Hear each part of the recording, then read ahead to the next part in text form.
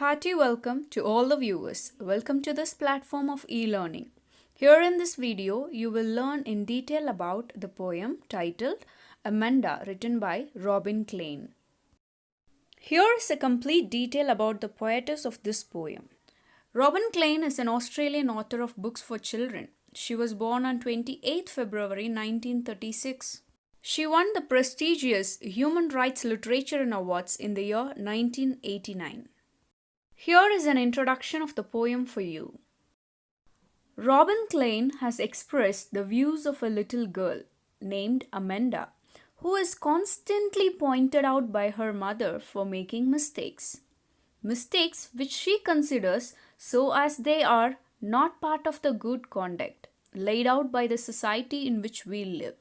Here is a complete explanation for your clear understanding. Well, now let's focus on the stanza-wise explanation. Stanza 1 as follows.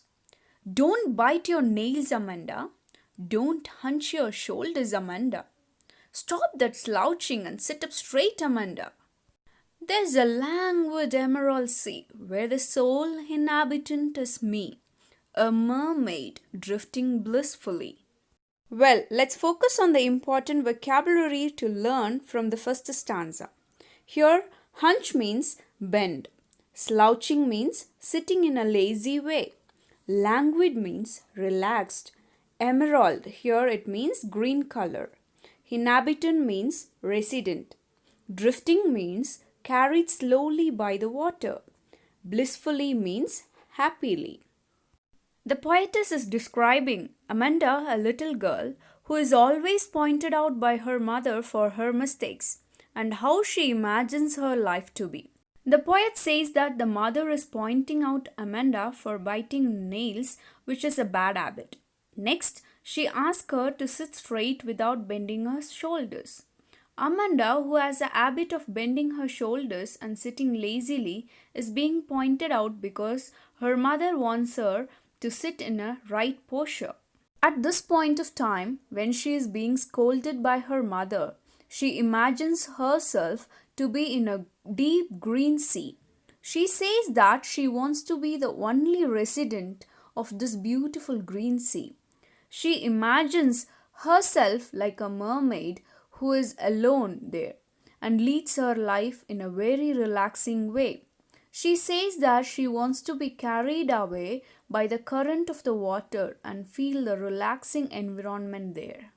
Well, now it's time to learn the literary devices used in stanza 1. Anaphora is used in stanza 1. Anaphora means repeated use of a word at start of two or more lines.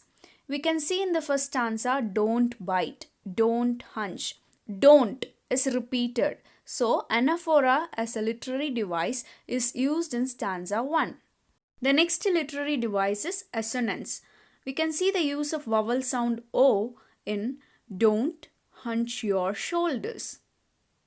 The rhyme scheme of the first stanza is A, B, A, C, C, C. We can see the use of metaphor in stanza 1. In order to express the green color of sea, the word emerald sea, the color of emerald, is denoted in such a way to express the metaphor. The next literary device is repetition. Use of word Amanda is being repeated, so we can understand the literary device repetition is used in stanza 1. The next literary device is imagery. We can understand imagery is used by the phrase drifting blissfully. The next literary device is alliteration. Stop that slouching and sit up straight. Here, yes sound is being repeated at the start of closely placed words.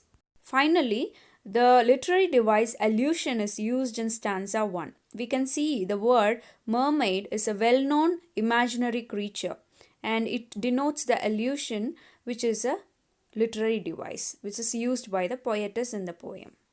Stanza 2 as follows. Did you finish your homework, Amanda? Did you tidy your room, Amanda? I thought I told you to clean your shoes, Amanda. I am an orphan roaming the street. I pattern soft dust with my hushed bare feet. The silence is golden, the freedom is sweet. In stanza 2, orphan means a child whose parents are dead. Hushed means quiet and still place. Here, the poet says that Amanda's mother is inquiring her about whether she has done her homework or not. And then she asks her whether she has cleaned her room or not. Moreover, she is also reminded to clean her shoes. So, here we can see that the mother is constantly asking her questions regarding her homework being done or not, or whether she had cleaned up her room and shoes or not. But on the other hand, while Amanda is listening to her mother's instructions, she imagines herself to be an orphan who is roaming in the streets. This means that she imagines if she would have been without parents, she would have walked freely in the streets. She would have drawn designs on the soft dust with her uncovered feet very quietly. So we can see that she thinks opposite to her mother.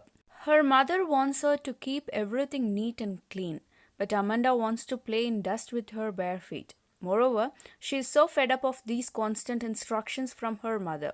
So she says silence is golden, which means that silence is very crucial and precious. She further says that freedom is sweet. This means she never feels free when she is with her mother. Well, let's focus on the literary devices used in stanza 2. We can see the repeated use of did you at the start of 2 or more lines in the stanza, thus anaphora is used. The rhyme scheme of this stanza 2 is A, D, A, E, E, E. We can see the usage of vowel sound O in thought, told, you, your, shoes. Thus, assonance is used in the stanza. We can see the use of word Amanda being repeated. Thus, repetition is used. Next, silence is said to be glorious like golden color and freedom is said to be sweet in taste. Thus, metaphor is used in stanza 2. These are all the literary devices used by the poetess in stanza 2 of the poem. Stanza 3 of the poem as follows. Don't eat the chocolate, Amanda. Remember your acne, Amanda. Will you please look at me when I am speaking to you, Amanda? I am a Rapunzel, I have not a care. Life in a tower is tranquil and rare. I'll certainly never let down my bright hair.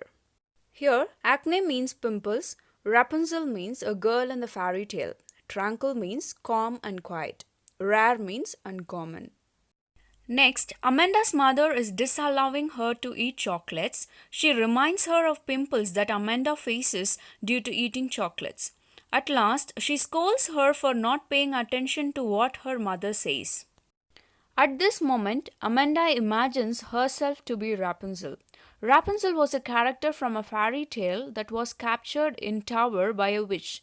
The witch used to climb the tower with the help of a long hair of Rapunzel that were let down by her through the window. So now Amanda wants to be Rapunzel because she feels that life in the tower will be peaceful and unusual. She thinks she will be free and peaceful in the tower. She also confirms to herself that she will never let her hair down to anyone so that nobody could come to her. Well, let's focus on the literary devices used in stanza 3. We can see the use of famous fairy tale character Rapunzel, thus allusion is used. The rhyme scheme is A, F, A, G, G, G. We can see the use of vowel sound E and O in will you please look at me when I am speaking to you. Thus, assonance is used in this stanza. And then, the use of sound R in I am Rapunzel, I have not a care, and then bright hair, consonance is used. And then, we can see the use of word Amanda being repeated, thus repetition is used in the stanza. The last stanza of the poem as follows. Stop that sulking at once, Amanda. You're always so moody, Amanda. Anyone would think that I nagged at you, Amanda. Here, sulking means being in a bad mood. Moody means unstable, nagged means harass. Amanda's mother now warns her for behaving in a very odd manner. She asks her to stop being in a bad mood. Moreover, she blames her of having such an unstable mood. She also scolds her by saying that her behavior will one day make people think that Amanda was constantly being harassed by her mother.